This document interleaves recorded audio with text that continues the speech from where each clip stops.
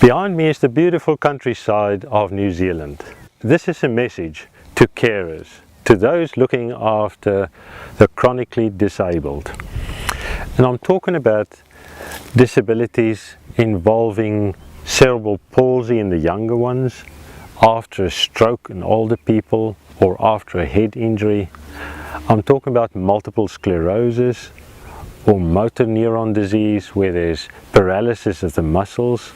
And I'm also talking about dementia or in older and debilitated people. To care for them is a real challenge. We estimate that about 3/4 of patients who has got swallowing difficulties, or we call it dysphagia, goes undiagnosed, and we think that carers is the key to identify them earlier. You guys play a great role in looking after them 24 hours a day on the coal face, day and night, often sleepless, often with a lot of trouble and very little reward. But you're the people who can actually pick up the disability early, and I'll explain to you what I mean.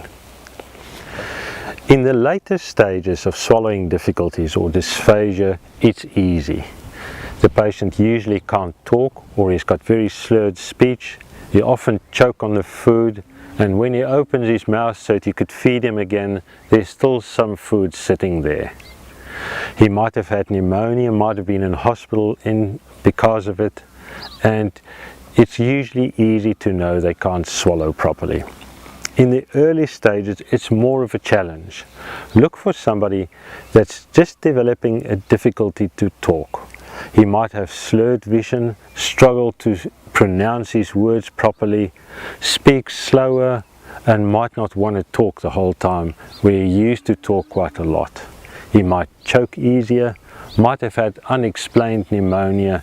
If he opens the mouth, there might be a puddle of fluid, saliva just behind the lips, around the teeth. He might even drool a little bit of saliva. That's the patient you want to bring under the attention of the medical people, the doctor, the nurse, the speech pathologist.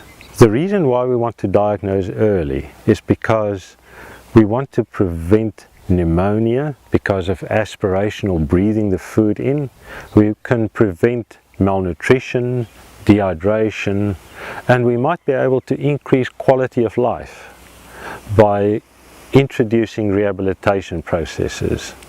And you can help us to identify these patients early. Finally, to you carers, we want to say thank you very much, because you're doing a job that very few of us is prepared to do, and very few of us can do.